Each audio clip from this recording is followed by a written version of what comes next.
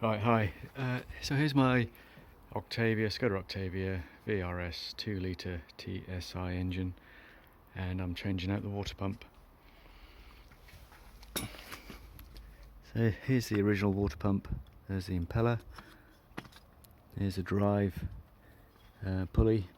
It's a toothed belt that drives it.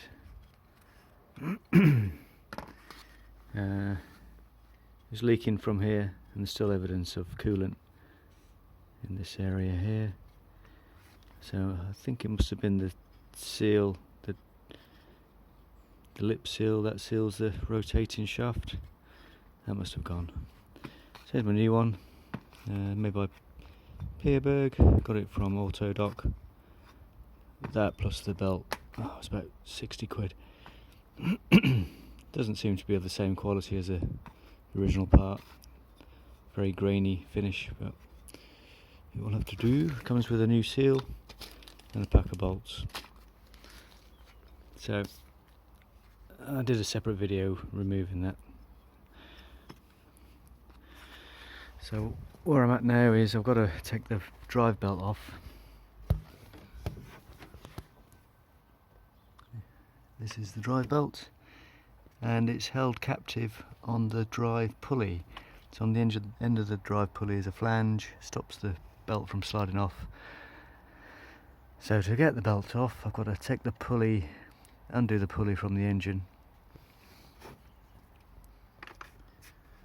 So 12mm ratchet spanner, doesn't have any crank, so it's a flat, and that's important because I tried putting a crank spanner in there and it was just interfering with the gearbox casing. The bolt there is a left hand thread, so clockwise rotation to undo, unlike a conventional thread. Whilst undoing, it will turn the engine over. So 24mm AF socket and breaker bar, and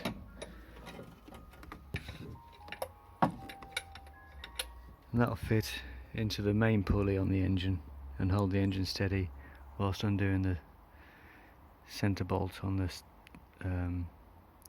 the drive sprocket. So here's a drive sprocket, it's been removed.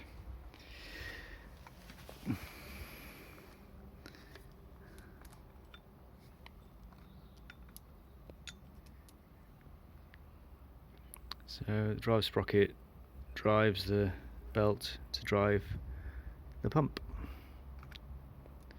Just remember, left hand thread.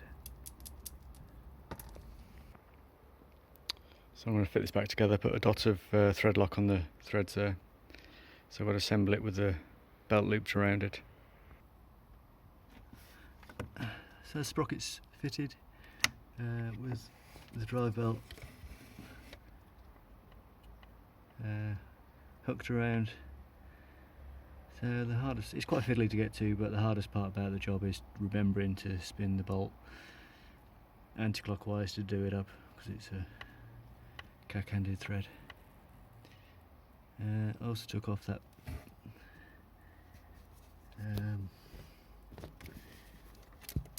I unplugged that from there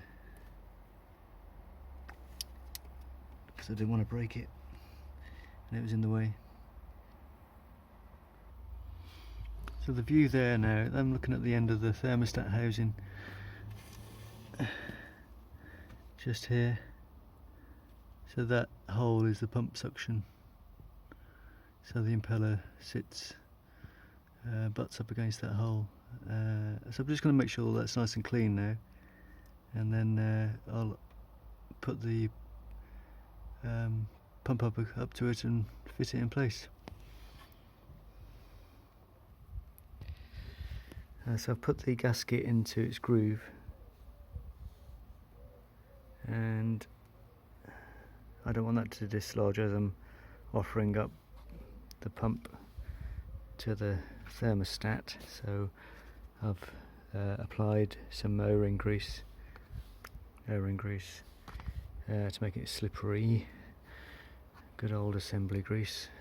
Hopefully that'll keep the rubber from gripping and pulling out. There we are, that's the new pump in position. That was quite straightforward. And so next thing to do is to fit the screws and then put the bolt on. The screws are T30 socket heads. So I've got a T30 bit on a 1/4 inch ratchet drive with a couple of extensions. As the 4 screws, they're all hand tight, not torqued up yet, they're just hand tight. And the impeller spins freely by hand, it's not snagged in any way, which is good. So just to show you on the old pump, I've yet to put this cover on which covers the pulleys. So that fits like so.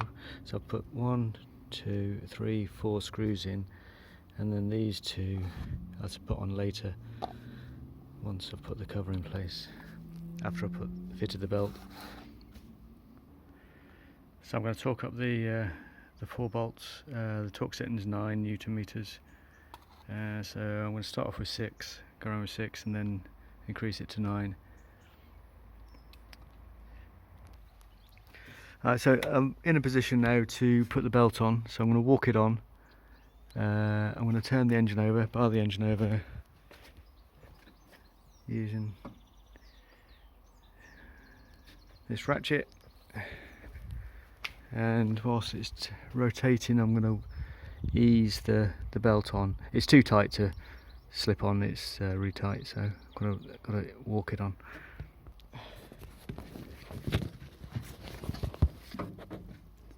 So the belt's fitted now, I've walked it on, and there we go. But while it's walking on, it's bent over a couple of these fins. So this, I think this is like an impeller that moves air and keeps this area cool. So these fins have been crooked over, so I'm going to have to straighten those with a pair of pliers.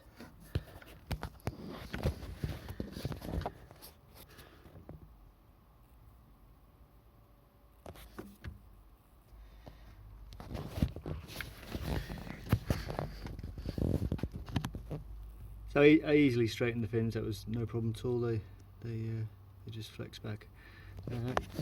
Next thing to do is put the cover on,